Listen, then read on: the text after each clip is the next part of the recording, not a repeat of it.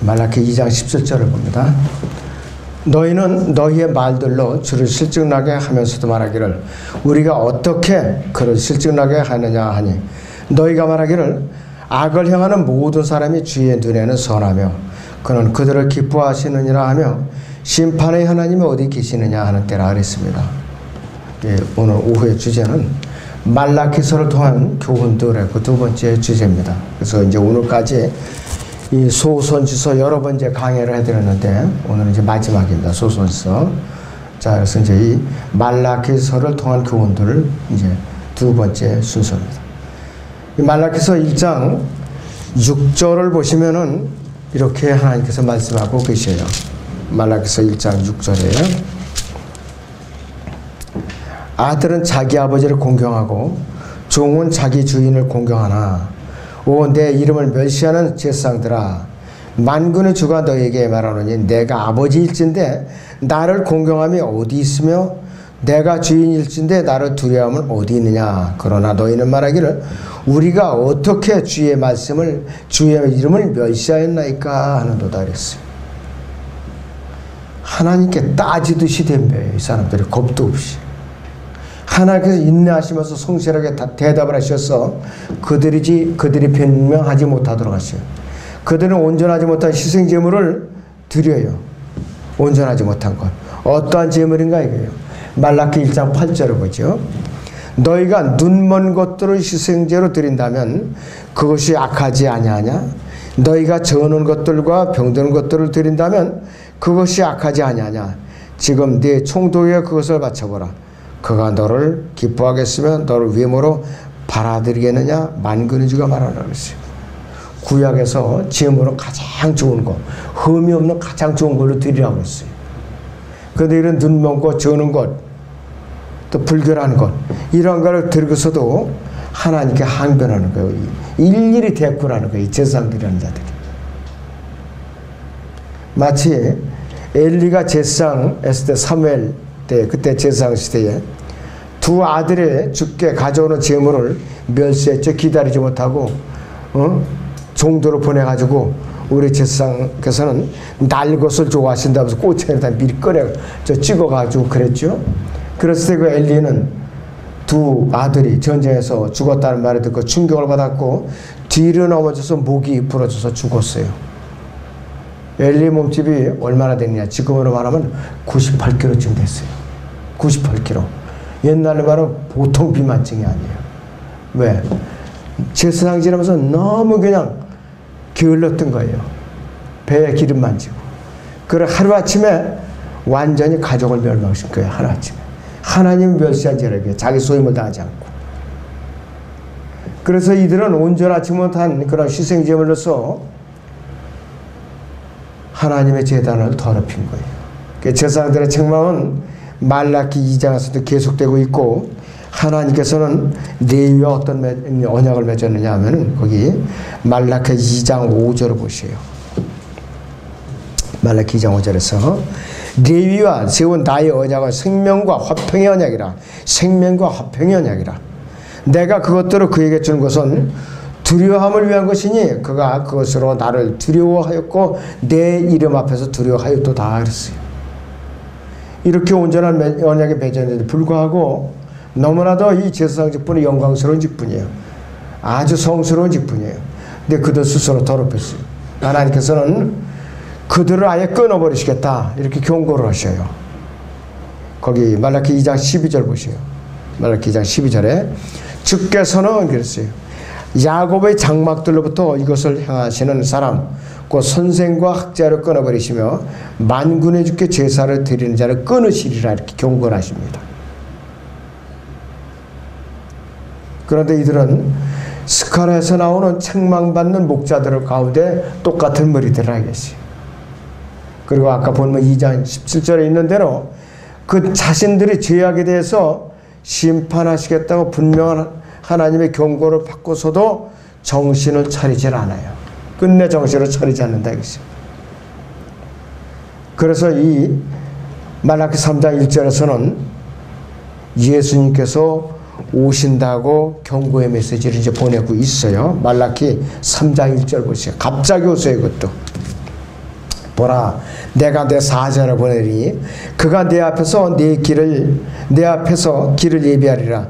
또 너희가 찾고 있는 주가 갑자기 자기 성전에 오리니 곧 너희가 기뻐하는 언약의 사자니라. 보라, 그가 오리라. 만군의 주가 말하노라. 이렇게 경고를 보내고 있어요. 그리고 3장 2절에서는 아주 오는 장면이 너무 두려웠구나 이렇게 경고를 하고 있어요.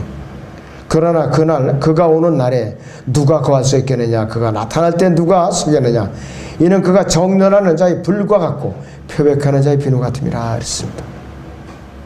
그는 오늘 정련하고 재련시키는 자같이 앉아서 레위의 아들들을 깨끗하고 그들을 금과 은처럼 깨끗게 하여 그들로 의로운 제물을 주께 드리게 하리라 그랬어요. 말라키 4장 1절에서 3절을 보죠. 거기에 보라, 이는 화덕같이 탈 그날이 오기 때문이니 교만한 자와 악을 행하는 자는 정령 다 그루터기가 되리라. 오늘 그날이 그들 태우리니 뿌리나 가지도 그들에게 남기지 아니라 만군의 주가 말하노라. 그러나 내 이름을 두려워하는 너희에게는 의의 태양이 그의 날개에 치유를 가지고 솟아오르니 그러면 너희는 나가서 외양간의 송아지들처럼 자라리라 하셨어요. 또 너희는 악인들을 짓밟으리니 이는 내가 이것을 행하는 날에 그들이 너희 발바닥 밑에 재가 될 것이기 때문이라. 만군의 주가 말하는 것이요. 3절은요 아마겟돈 전쟁을 말하는 것이 바로 요한계시록 14장이나 19장이나 16장이나 아마겟돈 전쟁이 말하는 거예요. 다 타서 잿더미로 변해서 그 군대가 쟤를 짓밟고 나가는 거라. 누구의 군대냐? 하나님의 군대예요. 바로.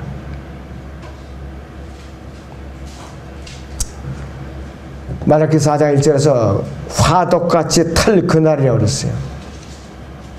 모든 것을 태우는 날이에요. 이때는 예수님께 지상제일이 말씀하는 날인데 대환란 후 3년 반을 말하는 것이에요. 대환란 후 3년 반을 말하는 것이에요. 그리고 말라기 4장 5절에서 보면은 주의 크고 무서운 날을 했어요. 1장에서는 화덕같이 탈 그날이라고 그랬어요. 이게 다 같은 기간인데 환란 후 3년 반을 말하는 것이에요. 주의 날은 대환란을 포함해서 천년왕국 끝까지 이 우주를 태워서 정화하는 그 기간까지를 포함해서 주의 날이라고 하는데, 주의 크고 두려운 날은 그 중에서도 대환란 후 3년 반을 말하는 것이에요. 대환란 후 3년 반. 말라키 이 4장 5절에서 6절은 재림 직전에 있을 사역에 대해서 말하는 것인데, 이건 누구냐 하면 바로 요한계시록 11장 3절에서 12절에 나오는 두 증인인 모세와 엘리야가 예수님의 지사랑 재림 직전에 환란 후반기를 들어서면서 중간쯤에 재림해가지고서 이 이스라엘 백성들을 이 예수님께로 돌이키도록 만드는 거예요. 마음을 열도록. 그것이 그들에게 사역이라 이것이. 말라키 4장 4절에 봅니다. 말라키 4장 4절에 너희는 내가 온 이스라엘을 위하여 호렙에서 규례들과 명령들로 그에게 명령했던 대로 명령했던 내 종 모세의 율법을 기억하라 이렇게 명령하고 있어요. 그 환란 기간에 얼마나 행위가 중요한가. 믿음은 구원을 받았어도 행위를 지켜내지 않으면은 힘들다. 구원을 잃어버리기가 쉽다 이것이에요. 주의 크고 무서운 날이 오기 전에 겠어요. 그래서 주님께서 이 땅에 치시기 전에 엘리야가 미리 내려와서 이스라엘 백성들의 마음을 돌이켜 놓는 그 사역을 수행하는 것이 바로 엘리야의 주된 임무라 이것이. 그래서 엘리야의 사역은 주의 크고 무서운 날에 주 예수 그리스도께서 이 땅을 저주로 치시지 않도록 아비들의 마음을 자식들에게, 자식들의 마음을 아비들에게 돌이키는 사역이라는 게 뭐냐면 이스라엘 백성들의 마음이 예수님께로 미리 돌이켜지도록 준비 작업을 하는 사역이라 이것이에요. 예수님께서 이 땅에 재림해서 직접 1000년 동안 다스릴 이 지상 왕국을 기다리는 유대인들에게 먼저 하나님의 왕국을 구하라고 촉구하셔요. 마태복음 6장 33절을 봅니다. 마태복음 6장 33절을 보세요.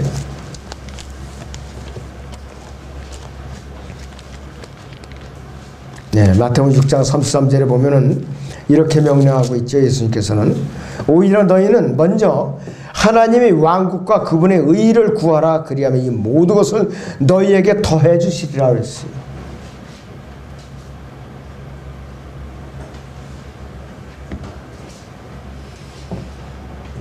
그렇기 때문에 이 말라기 4장 4절에서 6절에서는 5가지 용어가 나와요.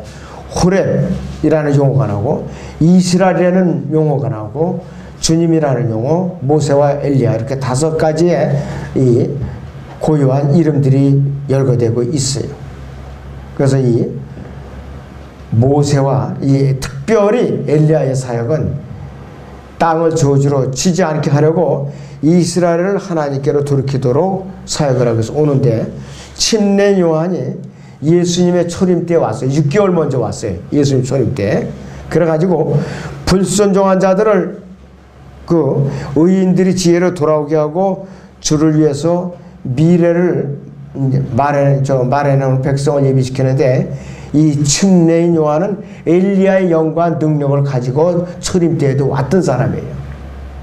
만약 예수님께서 사도행전 7장 55절이나 56절에서 스테파노 돌로 쳐 죽일 때, 왕국복음이 마지막으로 전파될 때에 그분이 셋째 하늘에서 하나님의 보좌 오른편에서 일어나 계셨어요. 내려오시려고. 그때 만약에 스테파노 돌로 쳐 죽이지 않았다면 예수님께서 재림하셨어요. 그리고 엘리야는 그때, 이 침례 요한은 그때 바로 어떻게 되느냐, 엘리야가 된 거예요. 곧바로 엘리야가 될 수 있었다 이것이. 그랬는데 그렇게 되지 못했죠. 이스라엘 백성은 예수님을 필요 없다고 그냥 갈보리 십자가에다 못 박아서 거부하고 말았어요. 침례 요한 헤롯이 목을 자라서 참수형에 처하고. 그래서 예수님의 그 왕국이 2000년 뒤로 미뤄져서 우리가 지금 덕을 보고 있는, 그리스도인들이 덕을 보고 있어요. 이때 은혜의 복음으로 바로 교회가 들어서 가지고서 그 엄청난 복을 우리가 누리고 있는 것이에요. 자, 여러분들이 예수님 당시에 태어났다거나 대환란 때 태어난다면은 끔찍한 일이에요. 요때 태어난 것을 천만다행으로 하셔야 돼요. 정말로 감사해야 돼요. 여러분들 휴전선 이북에 태어났어 봐요. 배고파다 먹어야죠. 또 우상을 섬겨야 되죠. 얼마나 불행한 일이에요. 태어나는 것도 잘 태어나야 돼요. 어느 땅에 태어나는가에 따라서 팔자가 바뀌어요. 또 저 아프리카 땅에 건기와 우기가 아주 극심한 데 태어나봐요. 소맨만이 몰고서 그냥 떼역배 때 젖자 먹으려고 그냥 쫓아다니고, 뗄 까며 서서 쇠똥을 가져서 말려서 연료하고, 또 이렇게 움막집을 지어가지고서 그걸로다 이렇게 흙처럼 발라가지고 사는 그 사람들을 생각해봐요. 복음을 들을 기회가 어디 있어요? 먹고 살기도 바쁜데. 그런데 여러분들은 복음을 피해갈 방법이 없잖아요. 누군가에 의해서 복음이 전해졌어요. 한 번 이상. 그러나 이 시대에 복음을 피해가는 사람들은 모범문조사하고 똑같아요. 어떻게 그렇게 잘 피해갈까 복음을. 응? 그 피해간 거 아니라 거부한 거예요. 그럴 때는 심판을 받아야 되겠지. 자, 그래서 이 만약에 광야에서 외치는 자의 음성, 이것이 말라기 4장에 있는 엘리야와 연결이 되는데, 이 엘리야가 이 초림 때에 침례 요한을 받아들이고 그때 예수님을 갈보리에 못 박아 죽이지 않았다면은 그때 침례 요한이 봐서 이제 이 엘리야가 됐다. 지난번에도 이제 말씀을 드렸는데 오늘은 또 이제 정리를 한번 다시 하는 건데, 예수님께서 증거예요. 예수님께서 다시 봅니다. 마태복음 11장 13절에서 15절을 다시 봅니다.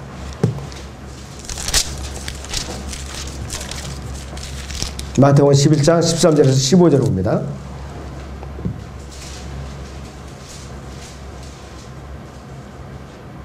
아, 11절에서 15절까지 봅니다. 진실로 내가 너에게 말하는, 여자에게서 태어난 사람 가운데 침례 요한보다 더 큰 사람은 일어난 적이 없었느니라. 그러나 하늘의 왕국에서는, 즉 지상왕국에서는 가장 작은 사람이라도 그보다 더 크니라. 침례 요한의 때로부터 지금까지 하늘의 왕국은 폭력을 듣고 폭력을 쓰는 자들이 힘으로 그것을 차지하느니라. 모든 선지서와 율법은 요한까지 예언한 것이라. 만일 너희가 그것을 받을 만한 의향만 있다면 오기로 되어 있는 엘리야가 바로 그 사람이라. 앞에 침례 요한이 바로 그 엘리야라 이거예요. 받아들이다면 너희가 들을 귀 있는 자는 들을지어다.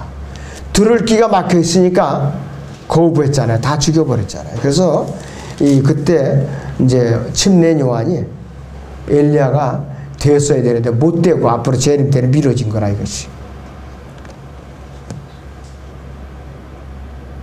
그래서 이 엘리야는 주의 크고 무서운 날에 대환란이 들이 후 3년 반 예수님께서 지상 재림하셔가지고서 아마겟돈 전쟁에 적극적으로 대장이 되시기 전에 미리 오셔야 되는 거예요. 미리 와가지고 후 3년 반 동안에 사역을 하는 거예요. 그것이 바로 요한계시록 11장 3절에서 12절입니다. 자, 요한계시록 11장을 봅니다.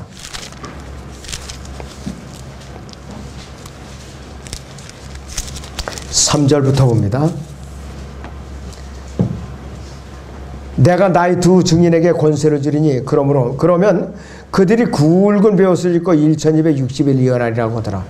이들은 땅에 하나님 앞에 서 있는 두 올리브나무이며 두 촛대니라 그랬어요. 스카르에서 나온 두 촛대예요. 자, 누구든지 그들을 해치려고 하면 그들의 입에서 불이 나와 그들이 원수들을 섬기리니 누구든지 그들을 해치려고 하면 반드시 이와 같이 죽게 되리라. 이들에게는 하늘을 닫는 권세가 있어서 그들이 예언하는 날 동안 비를 오지 못하게 하고 물을 피로 변하게 하는 권세도 있어 원하는 때면 언제든지 온갖 재앙으로 땅을 치리로다 그랬어요. 모세가 이때서 이제 행했던 10가지 재앙. 엘리야가 3년 반 동안 간구했을 때 가뭄 재앙을 주신 거 여기 다 나오잖아요. 이렇게 그 두 선지자에서 재현이 되고 있다 이것이에요. 또 백성들과 족속과 언어들과 민족들 중에서 온 사람들이 그들의 죽은 몸들을 사흘 반 동안 구경하면 그 죽은 몸들을 무덤에 장사하는 것을 허락하지 아니하더라 했어요. 땅에 사는 자들 그들로 인하여 즐거워하고 또 기뻐하며 서로 선물을 보내니 이는 이 두 선지자가 땅에 사는 자들을 괴롭게 했기 때문이라. 사흘 반 후에 하나님께로 또 그 생명의 영이 그들에게로 들어가니 그들이 자기 발로 서더라. 그러자 그들을 바라보던 자들에게 큰 두려움이 임하더라. 그들이 하늘로부터 나는 큰 음성을 들었는데 그들에게 말하기를 이리 올라오라 하므로 그들이 구름을 타고 하늘로 올라가니 그들이 원수들이 그들을 바라보더라 이랬어요. 다시 올라간다 이랬어요. 엘리야는 그냥 산채로 들림받았었지만은 여기서 모세는 일단 이 가나안 땅에 들어오기 전에 죽었죠. 그래갖고 주님께서 시체를 올렸다가 이제 다시 살아나가서 이 땅에 왔다가 죽었다가 다시 올라간 거예요. 참 하나님께서는 우리가 말로 표현할 수 없는 방법으로 사람을 죽이기도 살려하시고 그러시는 거예요. 그래서 이 요한이 만약에 침례 요한이 엘리야라면은 침례 요한 이후에 주의 크고 무서운 날 대환란이 재림을 바로 이어져야 되는데 초림 때 침례 요한이 바로 죽어버렸으니까 그때 대환란이 진행이 못된 거예요. 예수님 못 오신 거라 이것이. 구약에서 그래서 왕의 오심은 뭐냐? 예수님의 오심은 초림과 재림이 모두 다 포함되어 있기 때문에 구약의 관점에서 그냥 왕국 하나예요. 구별이 안 돼. 지금 이 교회 시대 와서 우리가 교리가 정립되고 이렇게 세월이 지나 보니까 초림과 재림이 확연하게 구분되는 거지. 구약의 선지자들은 몰랐어요. 다만 이사야도 알고서 예언한 것이 아니라 이사야 선지자는 예수님의 탄생부터 영혼까지 다 예언한 사람이에요. 이사야서 7장 예수님 탄생 예언했죠. 그 다음에 대환란에 대해서 이사야서 30장을 비롯해서 여러 군데서 이제 예언을 했어요. 그리고 이 이사야서 후반부에 가서는 지상왕국 영혼까지 다 예언한 사람이에요. 이사야서는 예언의 기간이 굉장히 길었던 사람이에요. 그래서 구약의 선지자들 관점으로 볼 때는 초림과 재림은 하나의 사건입니다. 하나의 사건. 단지 예수님께서 왕으로 오시는 것 뿐이에요. 그래서 이 재림의 사건들의 이 초점에 그 초림에 모두 성취될 수가 있었는데 유대인들이 메시아인 왕을 갈보리 십자가에서 거부했기 때문에 지금 우리가 교회가 혜택을 누리고 있다 이것이. 예수님께서는 앞으로 대환란 상황이 벌어지면은 바로 그 직전에 메시아 이 침례 요한이 엘리야의 영과 능력을 가지고 언제 오느냐? 대환란 중간쯤에 재림하는 거. 누구하고? 모세하고 같이. 그러고 나서 이스라엘의 대환란을 통해서 남은 자들이 돌이키고 나니까 그때서야 예수님이 재림하시는 거예요. 그 전에 예수님이 재림하시면은 이스라엘 백성도 한 명도 못 살아요. 다 저주받아 다 못 살라고 말아요. 그 전에 저주를 또 돌려놓기 위해서 두 선지자가 오는 거라 이것이. 그렇기 때문에 이 침례 요한은 이 마태복음 11장 15절에 여자에게서 태어난 사람인데 침례 요한보다 더 큰 사람은 없느냐고 그러는데 이 땅의 지상 왕국에서는 제자들에게 너희가 침례 요한보다 더 크다 이거예요. 침례 요한보다도.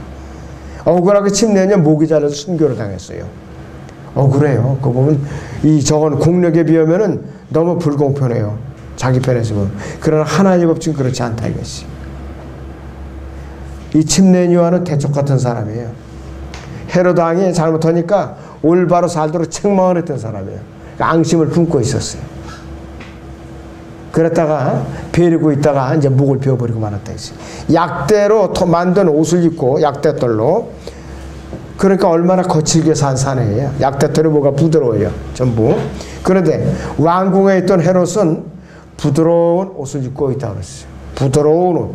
이것을 헬라어로 말라코이스라고 하는데 이게 중성어인데 어떤 뜻이 있느냐? 아주 나약한 여자 같은 사내잡지 못한 아첨꾼 이렇게 묘사하고 있는데 고린도전서 6장 9절을 보면 재미난 말이 있어요. 고린도전서 6장 9절을 봅니다.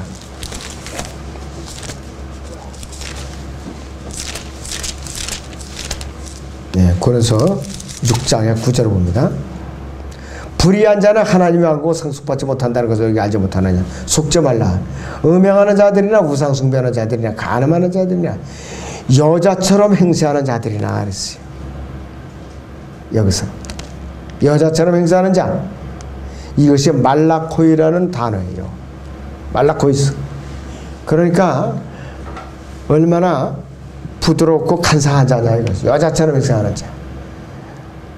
어느 매체에서 보니까 미국의 어느 시장인데 자기는 트랜스젠더라고 선포를 했더라고요. 몇 년 전부터 여성 호르몬 주사를 계속 맞으면서 여성화 하려고 굉장히 노력을 하는데 가족들의 허락을 받아갖고서 나는 트랜스젠더라고 공식적으로 발표를 했더라고요. 근데 미국 사회가 아무렇지도 않게 여기고 그러려니 하고 있는 거예요 지금. 말세가 오긴 왔어요. 확실하게 왔다 이것이. 그래서 이 침례 요한이 또 다시 엘리야의 영과 능력으로 왔던 침례 요한은 초림 때 죽었지만은 대환란 중반쯤에 오는 이 엘리야는 왕이신 예수님 오시기 앞서서 왕의 길을 예비하는 왕국 복음을 전파하는 것이 다시. 침례 요한도 회개하라 하늘의 왕국에 가까이 했느니라. 마태복음 3장 2절에서 초등부서에 그거였다 이것이요. 그래서 예수님께서 말라기 3장 1절의 말씀을 인용하시고 말라기 3장에서 4장은 주의 날에 대한 예언의 전체가다. 그렇기 때문에 말라기 4장 5절에서 주의 크고 무서운 날이 오기 전에 선지자 엘리야를 보내겠다. 이 말씀이에요 바로. 그럴 때는 신약에서 누가복음 1장 17절에서는 침례 요한에 대해서 주의 천사가 이제 말할 때 인용을 했고 말라기 4장 5절에서 6절은 그래서 이것에 또 이제 그 마가복음에서 인용을 하고 있는 것이. 자, 예수님께서는 이 엘리야에 대해서 뭐라고 또 확증을 주셨는가? 마태복음 17장을 봅니다. 마태복음 17장 11절에서 13절을 보겠습니다.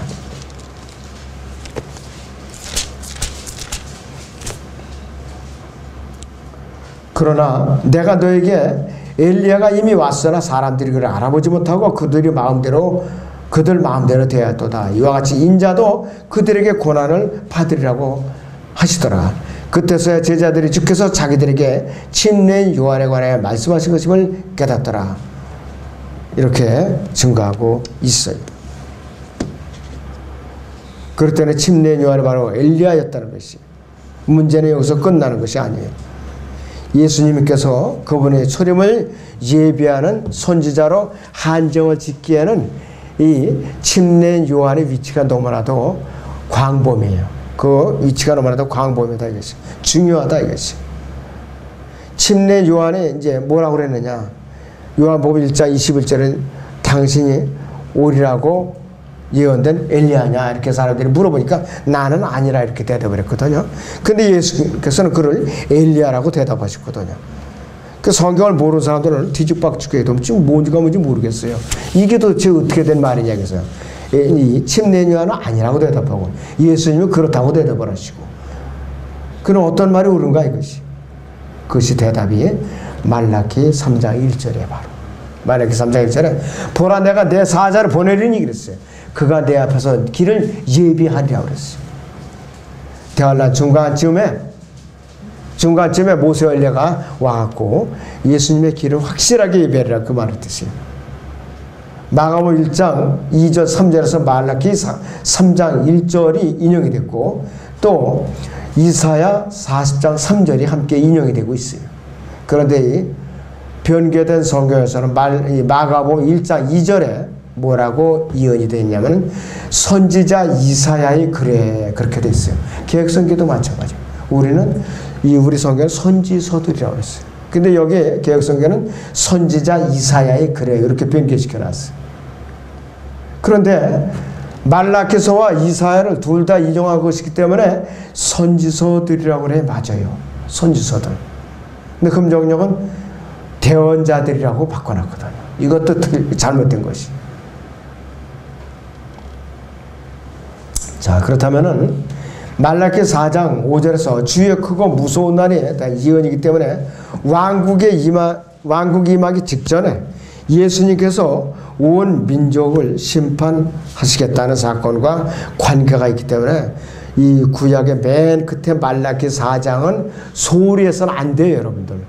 말라기 4장 짧은 장이지만 그렇기 때문에 이 말라기 4장은 여러분들이 계시록만큼이나 비중을 두고서 마음에 간직하고 있어야 됩니다. 요한계시록만큼. 그럴 때는 엘리야는 주의 길을 예비하는 자로서 주의 그거 무서운 날, 즉 심판의 날 이전에 반드시 오게 돼 있는데 초림이 아니라 재림 때 앞으로 있을 것이다. 아직 이루어지지 않았어요. 앞으로 우리가 들림받고 나서 대환란이 한참 진행이 되었고 그것도 3년 반쯤 지나서 환란 이제 후 3년 반에 들었을 때쯤 그때 내려온다 이게 바로.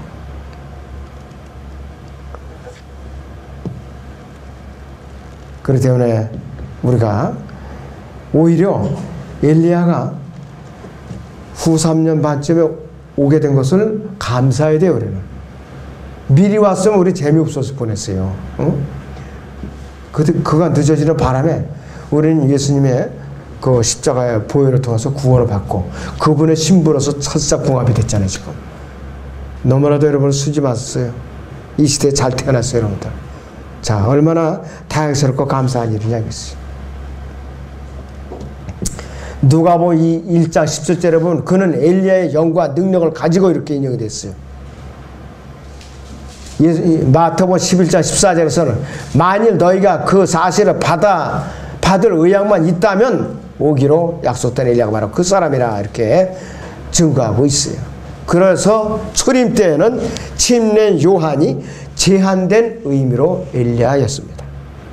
제한된 의미로.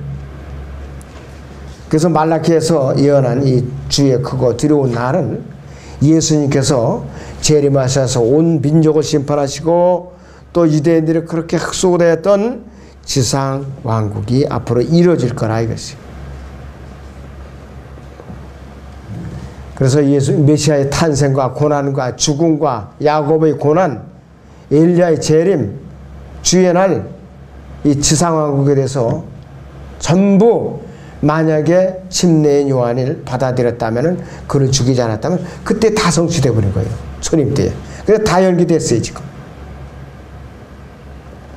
만약에 그때 다 성취가 됐다면은 이방인들의 회심은 어떻게 될 거냐? 이방인들.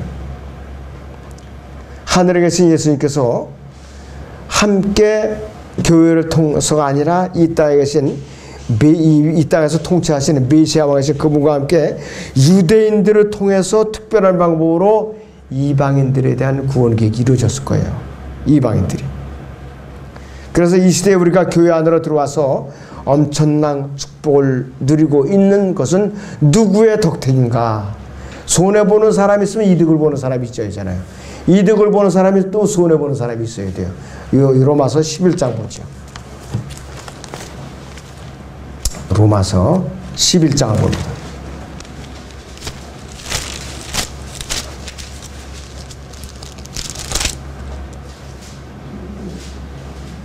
(25절에서) 26절을 보죠. 형제들아 너희가 스스로 지혜 있는 채 하지 않게 하기 위하여 이 신비를 너희가 모르기를 내가 원치 않으냐. 이는 이방인들이 충만함에 차기까지는, 이건 죄악에 가득 차기까지예요. 구원받는 수장 아닙니다. 자, 이스라엘의 일부가 완고하게 된 것이라. 그래 온 이스라엘이 구원을 받으리라. 기록된 바 구원자가 시온에서 와서 야곱에게서 경건치 아니한 것을 제거하리라 그랬어요. 이스라엘 일부가 완악하게 됐어요. 그 기간이 교회 기간 2000년이에요. 이 기간이 바로 그들이 완악하게 된 그 기간. 그들이 왕을 거부했어요.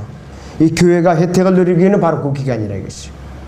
그리고 이 26절 이후에 32절까지는 예언대로 유대인들이 다시 회복되는 기간이에요. 대환란을 통해서 회복되는 기간이에요. 그때까지 우리는 이 주님한테 하나님으로부터 엄청나게 축복을 내리는 것을 감사하고 그냥 가만히 있어야 되는 거 아니에요. 지옥불을 향해서 달려가는 수많은 구원받지 못한 이 죄인들을 향해서 복음을 전해야 되고, 또 그분을 증거하고 그들의 혼을 예수님께로 이겨와서 주님의 몸의 지체로 통해지도록 우리는 주님께 우리의 이 몸을 갖다 드려야 돼요. 몸을 드려야 돼요. 단순히 교회에서 예배드리고 밥만 먹고 몇 마디 교제하고 헤어지고 그 다음 주일날 또 얼굴 내밀고 그런 걸 끝나는 게 아니라, 그것이 끝나는 것이 아니라 이것이요.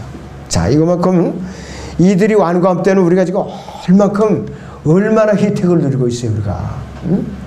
우리는 더군다나 대화라는 건 앞으로 구경도 못 올라가잖아요.